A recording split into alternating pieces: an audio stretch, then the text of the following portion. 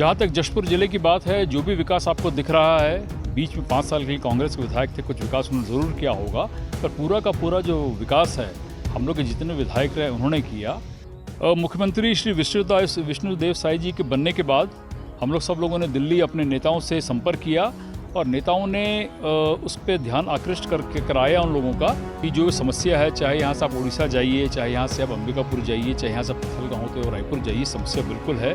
मैं महीने से एक आध बार टेलीफोन से श्री मुख्यमंत्री जी से, विष्णु साई जी से संपर्क में रहता हूँ। छत्तीसगढ़ में भारतीय जनता पार्टी मोदी की गारंटी पर इस बार 11 की 11 सीटने का दावा जरूर कर रही है, लेकिन कहीं न कहीं कांग्रेस ने उनके लिए चुनौती खड़ी कर दी है, जिसको लेकर उन्होंने सर्वे कराकर अपनी स्थिति को आकलन किया है। इसमें कहीं न कहीं इस बार रायगढ़ लोकसभा सीट उनकी डेंजर जोन में बताई जा रही है।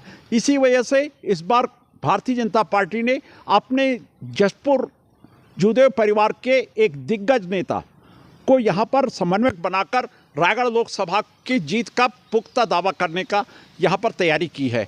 आज हम जो रायगढ़ लोकसभा के भाजपा के जो समन्वयक हैं रणविजय प्रताप सिंह जूदेव, ये पूर्व सांसद भी रहे हैं और निश्चित रूप से ये कहीं न कहीं जो भारतीय जनता पार्टी के आला कमान है, जैसे गृह मंत्री अमित शाह और भारतीय जनता पार्टी के अध्यक्ष नड्डा जी हैं, उनके निश्चित रूप से चाहते भी रहे हैं और इनके कार्य क्षमता का उनको अच्छा एहसास है। आज हम इन्हीं से बात करते हैं कि इस रायगढ़ की जो चुनौती वाली सीट को वो किस तरह से यहाँ पर निकालने का प्रयास करेंगे। रणविजय जी, आप बताइए कि इस बार जो आपको रायगढ़ लोकसभा सीट से समन्वयक बनाया है, तो इसकी सीट में क्या आप कैसे इस चुनौतियों का सामना करेंगे? रमेश जी, सबसे पहले आपको और आईबीसी के सभी दर्शकों को मेरा प्रणाम। मैं पार्टी का धन्यवाद देना चाहूँगा कि मुझे रायगढ़ लोकसभा का भारतीय जनता पार्टी का लोकसभा का समन्वयक बनाया गया है। मेरी पूरी उम्मीद है कि हम लोग जो पार्टी ने मुझ पर विश्वास किया है, श्री गुरुधर गुप्ता जी पे विश्वास किया है, हम लोग उस पर खरा उतरेंगे और हम लोगों ने एक अपनी रणनीति तैयारी चालू कर दी है। कल हम लोग की जशपुर जिले की समन्वयक की बैठक भी थी और कल मैं रायगढ़ जिला जा भी रहा हूँ, खरसिया में रहूँगा मैं, और पूरा प्रयास रहेगा कि सिर्फ रायगढ़ ही नहीं, छत्तीसगढ़ के 11 की 11 लोकसभा जो है मोदी जी की गारंटी पर भारतीय जनता पार्टी को यहाँ जिताना है। जशपुर में आपके पास विकास के क्या दावे हैं? अब मैं आपको, अगर आपका ध्यान यहाँ की जो कटनी कुमला जो एक मुख्य सड़क की बात करूँ, तो ये आपने यहाँ पर 1400 करोड़ रुपए का एक लंबा चौड़ा बजट दिलवाया था, लेकिन 10 साल के बाद भी ये सड़क आज भी अधूरी है। क्या कहेंगे इसके बारे में? जहाँ तक जशपुर जिले की बात है, जो भी विकास आपको दिख रहा है, बीच में 5 साल के लिए कांग्रेस के विधायक थे, कुछ विकास उन्होंने ज़रूर किया होगा, पर पूरा का पूरा जो विकास है हम लोग के जितने विधायक रहे उन्होंने किया। ये बात आपने सच कही कि 1400 करोड़ रुपए मेरे व्यक्तिगत प्रयास से नितिन गडकरी जी ने यहाँ स्वीकृत किया था। अंबिकापुर से जशपुर तक 4 लेन का जो सड़क था, पर उसमें से बहुत ही कम सड़क बन पाई और अभी जो बचे स्लॉट्स हैं कुनकुरी से लेके आपके अंबिकापुर तक, उसमें भी काम चल रहा है, पर थोड़ी धीमी गति है, उससे मुझे नाराज़गी ज़रूर है। इस नाराज़गी से क्या आपको लोकसभा में दिक्कत नहीं आएगी? ये मुख्यमंत्री का गृह जिला है, उसके बाद भी अगर यहाँ पर सड़क के काम में इतनी गति नहीं आई है, तो इसका कैसे आप मतदाताओं को आप जवाब दे पाएंगे? मुख्यमंत्री श्री विष्णुदेव साई जी के बनने के बाद हम लोग सब लोगों ने दिल्ली अपने नेताओं से संपर्क किया और नेताओं ने उस पर ध्यान आकृष्ट करके कराया उन लोगों का, और जो भी मत फिर उसको सैंक्शन हुए, उससे रोड के काम चालू हो गए हैं। और जो मेरे पास जो फीडबैक है, पब्लिक बड़ी प्रसन्न है, जनता प्रसन्न है कि कम से कम जो 10 साल तक काम जो चालू नहीं हुआ था, विष्णु साई जी के मुख्यमंत्री बनने के बाद काम चालू हो गया। कहीं ना कहीं आपके सड़कों के मामले में ये जिला बहुत पिछड़ा हुआ जिला है। यहाँ पर सड़कों को लेके न तो लोक निर्माण विभाग आज भी मुख्यमंत्री का गृह जिला होने के बाद भी सक्रिय हो पाया है, और बहुत सारे छोटे छोटे काम है। पेयजल में भी आप लोगों के पास में जगह जगह समस्या आ रही है। ये सारी चीज़ों को आप किस तरह से इस लोकसभा चुनाव में मुकाबला करेंगे? बिल्कुल, मैं आपकी बात से सहमत हूँ। मैं रोड की जो समस्या है, चाहे यहाँ से आप उड़ीसा जाइए, चाहे यहाँ से आप अंबिकापुर जाइए, चाहे यहाँ से आप पत्थलगांव होते हो रायपुर जाइए, समस्या बिल्कुल है। मैं महीने से एक आध बार टेलीफोन से श्री मुख्यमंत्री जी से, विष्णु साई जी से संपर्क में रहता हूँ और वो भी इस बारे में अवगत हैं, और हम लोग दोनों मिलकर प्रयास कर रहे हैं कि जल्दी से जल्दी गर्मी के पहले, बरसात के पहले रोडों का निर्माण पूरा हो। आपकी यहाँ पर जो इस समय जशपुर जिले की जो पत्थलगांव लोकसभा सीट है, ये भी बहुत कम नॉमिनल मतों से यहाँ पर 200 कुछ मतों से यहाँ पर जीते हैं। इसको आप कैसे यहाँ पर बढ़त लेंगे? मैं तो सबसे पहले पत्थलगांव के वोटरों को मैं धन्यवाद देना चाहूँगा कम वोट से हम जीते 255 वोट से, पर उन्होंने मेरी लाज रख ली। श्री गोमती साई जी को उन्होंने जिताया। हम लोग पूरा खरा उतरने का प्रयास करेंगे। मैं बिल्कुल मानता हूँ रायगढ़ थोड़ा टफ लोकसभा है। हम लोग पिछले बार गोमती साई जी यहाँ से सांसद बनी थी 65,000 वोट से, पर इस बार जो विधानसभा चुनाव हुए मार्जिन जो है लीड की वो कम हो गई।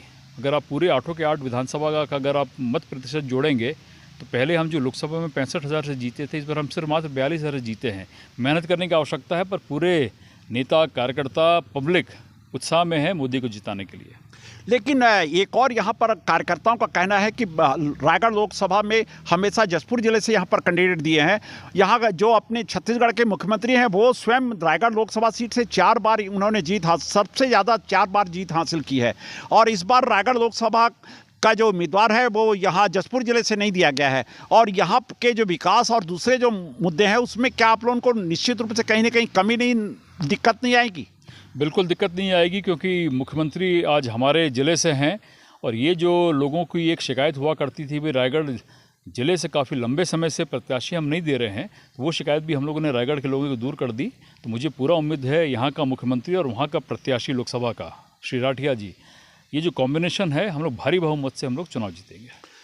यहाँ पर मैं आपको एक आपके विधानसभा चुनाव का एक मैं जिक्र करूँगा। उसका सवाल है कि आपको यहाँ जो भारत के गृह मंत्री अमित शाह जी ने आप पे भरोसा करके और उन्होंने रायगढ़ में और यहाँ पर जशपुर जिले में आपका सहयोग लिया था चुनाव प्रचार में। और इस बार आप अभी तक आपको कोई ऐसा जो राज्यसभा में भेजने का और दूसरे जो आपको इनाम मिलना चाहिए था वो अभी तक क्यों नहीं मिल पाया आपको? देखिए, जब हम लोग चुनाव यहाँ से जीते तो राज्यसभा था, मुझे उम्मीद थी शायद राज्यसभा में भेजेंगे, या फिर उसके बाद कोरबा लोकसभा से मेरा नाम चल रहा था, पैनल में भी था, वहाँ से सरोज जी को भेज दिया गया। पर उससे मुझे कोई शिकायत नहीं है। पार्टी सबके बारे में सोचती है, पर मैं काम करता रहूँगा पार्टी के लिए।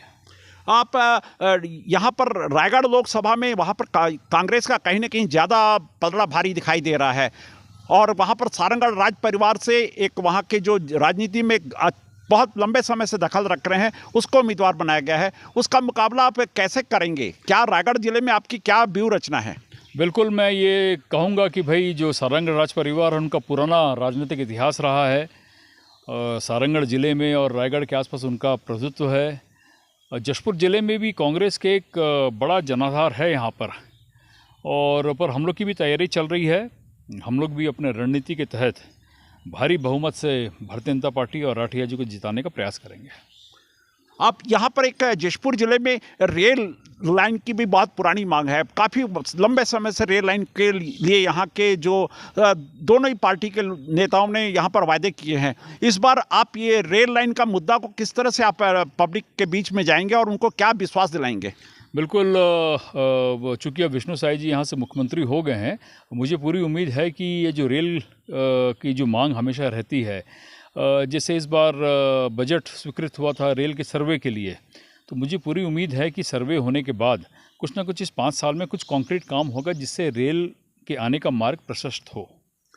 आप देख सकते हैं कि रणविजय सिंह जूदेव जो रायगढ़ लोकसभा सीट के भारतीय जनता पार्टी के समन्वयक हैं, इन्होंने रेल से लेके और सड़क के तमाम सारे विकास कार्यों में अपना रुझान बताया है। और इनको विश्वास है कि यहाँ पर मुख्यमंत्री का गृह जिला है जशपुर, यहाँ पर उनको कोई दिक्कत नहीं होगी। इसी तरह से वो रायगढ़ में भी कांग्रेस के जो एक मजबूत स्थिति है उसका भी मुकाबला करके इस सीट को अधिक से अधिक मतों से जिताएंगे। पर ये तभी संभव होगा जब ये चुनाव के परिणाम सामने आएंगे। पत्थलगांव से IBC 24 के लिए मैं रमेश शर्मा।